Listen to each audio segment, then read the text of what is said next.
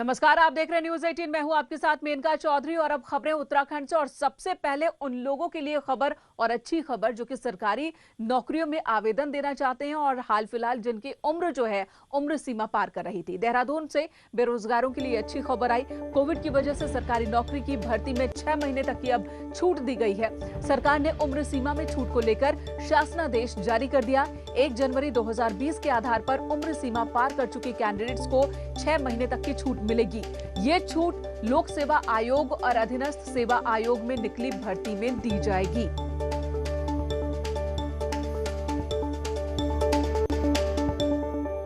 आज cabinet meeting के दौरान 29 प्रस्ताव आए, जिनमें से 27 प्रस्तावों पर कैबिनेट की मुहर लग गई। आज बहुत ही अहम मीटिंग कैबिनेट की, जिसमें 27 प्रस्तावों पर सहमति बन गई है।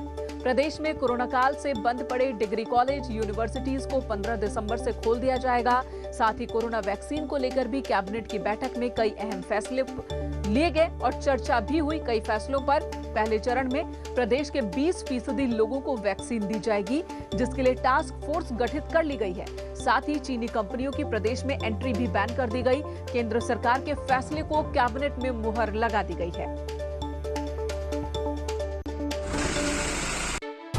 कैबिनेट में सबसे पहले कोविड वैक्सीन डिस्ट्रीब्यूशन की तैयारियों पर प्रेजेंटेशन दिया गया। अब बताया गया कि पहले फेज में कुल जनसंख्या में से 20% लोगों को कोविड वैक्सीन लगाई जाएगी। इसमें फ्रंट लाइन वर्कर्स की सूची बना ली गई है। राज्य स्तरीय स्टीयरिंग कमेटी के अलावा राज्य, जिला, ब्लॉक लेवल पर टास्क फोर्स गठित कर ली गई। टीका लगाने के लिए 1000 नर्सिंग पास आउट और 105 रिटायर्ड मेडिकल ऑफिस की सूची बना ली गई है। कैबिनेट ने अपने दूसरे महत्वपूर्ण फैसले में राज्य में 15 दिसंबर से कॉलेज, यूनिवर्सिटी को खोलने पर सहमति दे दी है। इसके अलावा दून मेडिकल कॉलेज में 44 सुपर स्पेशलिटी पदों को मंजूरी दी गई, तो रुद्रपुर मेडिकल कॉलेज में 927 नए पदों के लिए कैबिनेट ने मोहर लगा दी। जो उच्च शिक्षण संस्थाएं हैं 15 दिसंबर से वो सारी खोलने के निर्देश दे दिए गए हैं। साथ साथ ये भी निर्देश दिए गए हैं कि जो हमारी कोविड की गाइडलाइन है उसका पालन उनके लिए अनिवार्य होगा और अब 15 तारीख के बाद सारी शिक्षण संस्थाएं विधिवत खोली जाएंगी। कैबिनेट के एक और महत्वपूर्ण निर्णय में चीन की निर्माण कंपनियों के राज्य में एंट्री के दरवाजे पूरी तरह से बंद कर दिए हैं। इसके लिए उत्तराखंड अधिप्राप्ति नियमावली 2017 में संशोधन कर केंद्र के नियमों को हूबहू अपना लिया गया। इससे अब जब भी किसी कार्य के लिए ग्लोबल टेंडर होंगे, उसमें भारत की सीमा से लगे पड़ोसी देश, खासकर चीनी कंपनियां भाग नहीं ले पाएंगी। एक जो हमारी प्रिक्योरमेंट रूल होते हैं उसमें भारत सरकार के जो दिशा निर्देश हैं, जो इस सारे कोविड को लेकर और समय समय पर निर्णय लिए गए हैं, उस संबंध में भारत सरकार के पूरा दिशा निर्देशों को हमने उसमें सम्मिलित किया है। इसके अलावा पुलिस की भर्तियां अधीनस्थ सेवा चयन आयोग के जरिए कराने देहरादून के राजपुर रोड पर सिंचाई विभाग के द्वारा दिए गए 13 पट्टों को वापस लेने, पीएससी, एपी और आरआईबी में अब महिला और पुरुषों की सीनियरिटी लिस्ट को अलग अलग बनाने जैसे 27 प्रस्तावों को हरी झंडी दे दी गई। देहरादून से सुनिल प्रभात, न्यूज 18। और अब बुलेटिन में बात कोरोना अपडेट की कर लेते हैं। प्रदेश में कोरोना के 515 नए मामले सामने आए हैं। वहीं बीते 24 घंटे में कोरोना की वजह से 13 लोगों की जान चली गई। उत्तराखंड में कोरोना के एक्टिव केसेस की संख्या 5000 के पार बनी हुई है।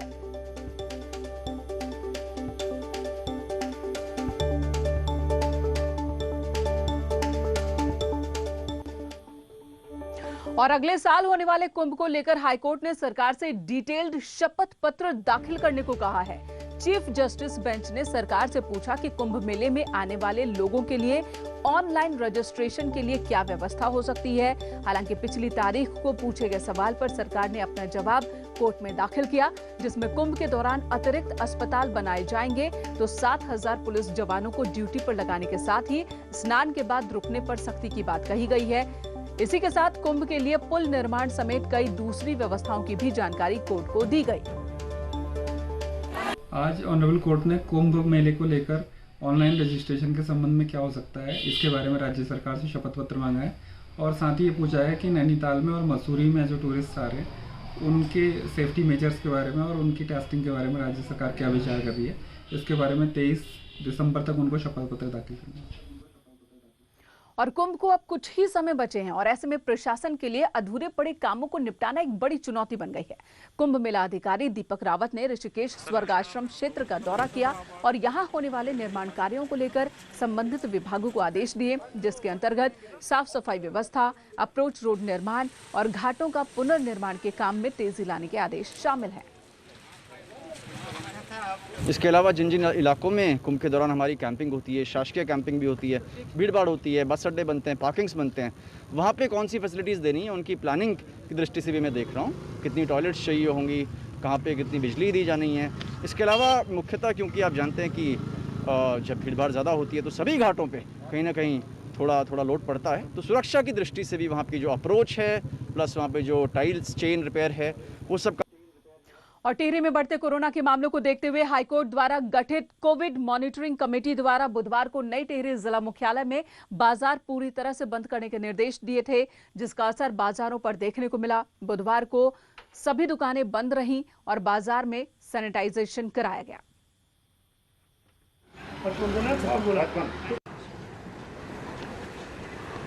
वो सहयोग करे और कोरोना स्प्रेड को रोकने में, इसलिए हमने मीटिंग में निर्णय लिया था कि प्रशासन जो है और जो हमारा व्यापार मंडल है वो सहयोग करे और कोरोना स्प्रेड को रोकने में जो मार्केट का क्लोजिंग डे है वो कंप्लीट क्लोजिंग डे होना चाहिए और इस दिशा में कदम बढ़ाया भी है। त्रिवेंद्र सरकार की महत्वाकांक्षी परियोजना सौंग बांध के निर्माण को लेकर कवायद तेजी के साथ शुरू हो गई है। सचिवालय में आज मुख्य सचिव ओम प्रकाश की अध्यक्षता में सौंग बांध पेयजल योजना के संबंध में उच्च अधिकार प्राप्त समिति की बैठक हुई, जिसमें परियोजना के निर्माण हेतु माल देवता हिलांसवाली रगड़गांव धुत्तू सड़क को पीडब्ल्यूडी से हटाकर सिंचाई विभाग को ट्रांसफर करने पर मुहर लगा दी गई। साथ ही पुनर्वास के लिए नीति का एक ड्राफ्ट भी प्रस्तुत किया गया। परियोजना की प्रस्तावित लागत 1580 करोड़ है। बांध की ऊंचाई 130.60 मीटर और लंबाई 225 मीटर होगी। इससे बनने वाली झील की लंबाई 3.5 किलोमीटर होगी, जिसमें 264 लाख घन मीटर पानी इकट्ठा हो सकेगा। इससे देहरादून नगर की 10 लाख की जनसंख्या को साल 2051 तक 150 MLD पेयजल आपूर्ति हो सकेगी। परियोजना के निर्माण से कुल 275 परिवार विस्थापित होंगे, तो वहीं 10.641 हेक्टेयर भूमि प्रभावित होगी।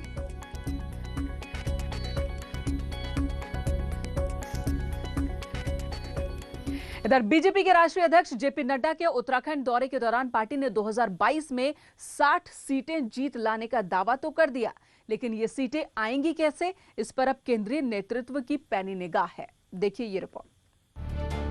बीजेपी के राष्ट्रीय अध्यक्ष उत्तराखंड दौरे पर आए थे तो उनका जोरदार स्वागत हुआ और इस दौरान संगठन ने दावा किया कि बीजेपी 2022 में इतिहास नहीं दोहराएगी, बल्कि 60 सीटें जीतकर नया इतिहास बनाएगी। लेकिन ये कैसे होगा, इस पर भी नड्डा से विचार मंथन हुआ। राष्ट्रीय अध्यक्ष ने पार्टी को कहा है कि वो रोड मैप बनाए, कैसे, कब और क्या कार्यक्रम संगठन पार्टी वर्कर्स को दे रहा है। दिल्ली कार्यालय को भी इसकी मिनट टू मिनट सूचना भेजी जाए। यानी कि दून का कमांड एंड कंट्रोल सेंटर अब दिल्ली होगा। दिल्ली से ग्रीन सिग्नल मिलेगा और उसे इम्प्लीमेंट देहरादून में किया जाएगा।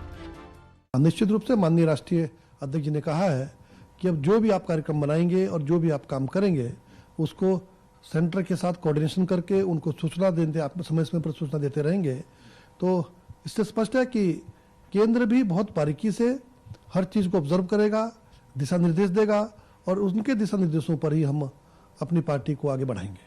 पार्टी का कहना है कि ये बीजेपी का कल्चर है, यहाँ कोऑर्डिनेशन और टाइम बाउंड के तहत काम किया जाता है, खासकर जब टारगेट चुनाव में 70 में से 60 सीटें जीतने का हो। पार्टी में केंद्र से लेकर बूथ तक एक तालमेल का दृश्य रहता है, क्योंकि प्रदेश इकाई का रोड मैप तैयार करना है तो उसके बारे में अपना रोड मैप तैयार हम करेंगे, लेकिन केंद्र को भी इसके बारे में अवगत कराएंगे और जहां उनके मार्गदर्शन की और सहयोग की अपेक्षा होगी उसे भी हम केंद्र से प्राप्त करेंगे। बीजेपी की तैयारी विपक्ष के लिए खतरे की घंटी है, क्योंकि उसे अब न सिर्फ प्रदेश बीजेपी के रणनीतिकारों से दो हाथ करने होंगे, बल्कि दिल्ली की कमांड एंड कंट्रोल सेंटर से रणनीतिकारों का भी सामना करना पड़ेगा। देहरादून से सुनील प्रभात, न्यूज़ 18। खबर पिथौरागढ़ से, जहां पर गुलदार के हमले में एक महिला गंभीर रूप से जख्मी हो गई। गुलदार ने चंडाक इलाके में महिला पर हमला किया। घायल महिला को हॉस्पिटल ले जाया गया। आपको बता दें, पिथौरागढ़ में 1 महीने बाद किसी गुलदार के हमले की ये घटना सामने आई है।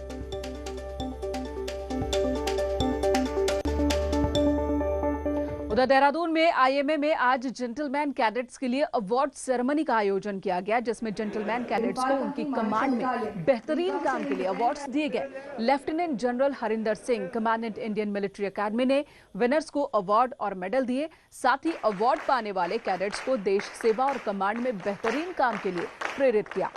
पड़ोसी देशों के कैडेट्स को भी इस दौरान बेहतरीन परफॉर्मेंस के लिए सम्मानित किया गया। I've got this trophy of best shot in Shastra rifle in the weapon training, ma'am. Actually, it's a good feeling, and I would like to thank to my instructors for this because it's the result of their efforts. And I would not to like to forget the name of my alma mater, Army Cadet College. Yes, it's the grooming of that college itself also. It is a great feeling, and I am thankful to my directing staff, my instructor, and my course mate who have helped me along this journey. I have spent here 4 years, 3 years in Army Cadet College, which is my alma mater. उधर कोटद्वार में होने वाली थल सेना भर्ती rally की तारीख तय हो गई है। 20 दिसंबर से 2 जनवरी तक परीक्षा आयोजित होगी। 20 और 21 दिसंबर को उत्तरकाशी, 22 को रुद्रप्रयाग, 23 और 24 को टिहरी के युवा इसमें हिस्सा ले सकेंगे। 25 से 26 को चमोली और 27 से 29 दिसंबर तक पौड़ी के युवा, जबकि 30 से 31 हरिद्वार और आखिर में 1 से 2 जनवरी को देहरादून के युवा इस भर्ती का हिस्सा बन सकेंगे। भर्ती रैली में शामिल होने वाले युवाओं को कोविड-19 की रिपोर्ट साथ में लेकर आनी होगी। साथ ही मास्क, हैंड ग्लव्स और सैनिटाइजर भी साथ में रखना होगा। और इसमें एक अनुरोध जो है वो किया गया है जिलाधिकारी महोदय से कि इसमें जो भी बच्चा या जो भी पार्टिसिपेंट आता है सेना भर्ती रैली में, उसके लिए कुछ इस तरह की व्यवस्था करने के लिए सक्षम स्तर पे पत्रालेख किया जाए कि वो अपने अपने जिलों से जब यहाँ पर आएँ तो वो कोविड की अपनी नेगेटिव रिपोर्ट लेकर यहाँ पर आए। इसके लिए इधर डीजीपी अशोक कुमार कुमाऊं के दौरे पर हैं। पुलिस लाइन में आयोजित कार्यक्रम में डीजीपी ने कहा कि पुलिस जनता के लिए है और पुलिस का खौफ अपराधियों और माफियाओं में होना चाहिए। साथ ही अशोक कुमार ने बताया कि अपराधियों के साथ पुलिस की सांठगांठ मिलने पर ऐसे पुलिसकर्मियों पर कार्रवाई की जाएगी। डीजीपी ने कहा कि कोरोना काल में पुलिस की छवि बेहतर हुई है, जिसे बेहतर बनाए रखना पुलिस के सामने एक चुनौती है। अशोक कुमार ने पुलिसकर्मियों की समस्याओं को भी जल्द दूर करने का भरोसा दिया। सख्ती से करिए, लॉकडाउन को इम्प्लीमेंट करिए, सख्ती से लागू करिए, किंतु साथ ही साथ अपनी मानवीयता, सहृदयता और विनम्रता वो मत छोड़िए, क्योंकि कोरोना से वैसे ही सारी जनता डरी हुई है। तो हम उन पर अनावश्यक रूप से सख्त बनेंगे तो गलत होगा। तो मानवीय दृष्टिकोण, मानवीय पहलू हमने कभी नहीं छोड़ा। और अब खबर देहरादून से, जहां पर आधार कार्ड में उम्र बढ़ाकर बाल श्रम कराने वाले फैक्ट्री प्रबंधन और 5 एजेंट्स पर केस दर्ज हुआ है। सिलाईकुई थाना क्षेत्र के Dixon technology India private limited company और 5 ठेकेदारों के खिलाफ नाबालिग बच्चों से बाल श्रम कराने पर मुकदमा दर्ज हुआ।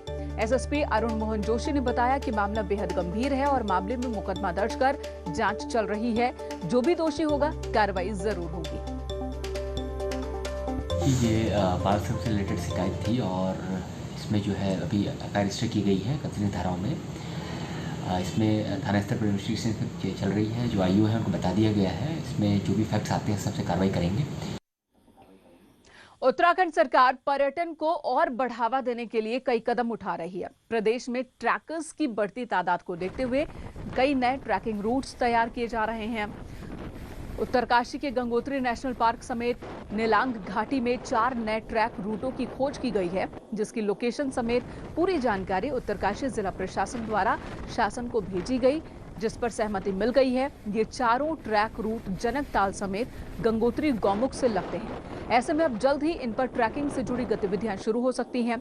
इन 4 ट्रैक रूटों के चालू होने से जिले में सैलानियों की संख्या बढ़ती है, ऐसी उम्मीद पर्यटन विभाग को है।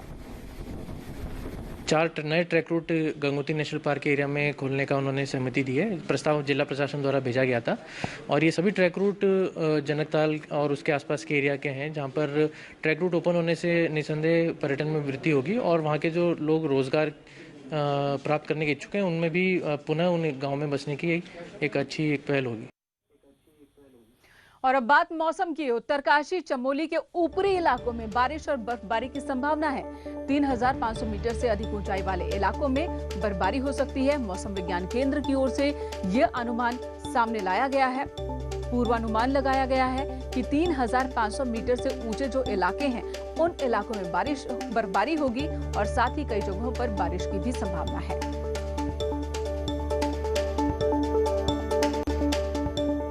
कोरोना काल। और अब खबर नैनीताल से, जहां शिक्षा विभाग में काम करने वाले चतुर्थ श्रेणी कर्मचारियों के एसीपी के रिकवरी आदेश पर हाईकोर्ट ने फिलहाल रोक लगा दी है। हाईकोर्ट ने सरकार को नोटिस जारी कर 4 हफ्तों के भीतर जवाब दाखिल करने का आदेश दिया।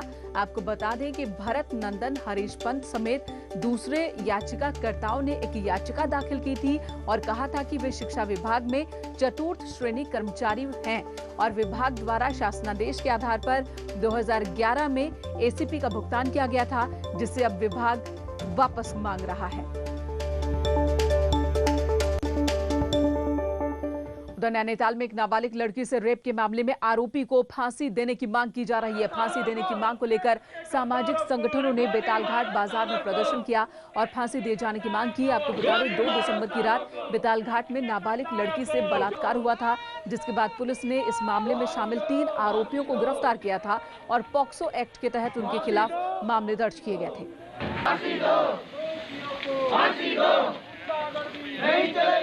उधर खटीमा पुलिस ने 4 किलो चरस और 20 ग्राम स्मैक के साथ 3 लोगों को गिरफ्तार किया है। 2 आरोपी खटीमा के और 1 आरोपी यूपी का रहने वाला है। पुलिस ने तीनों आरोपियों के खिलाफ एनडीपीएस एक्ट के तहत केस दर्ज कर इन्हें जेल भेज दिया है।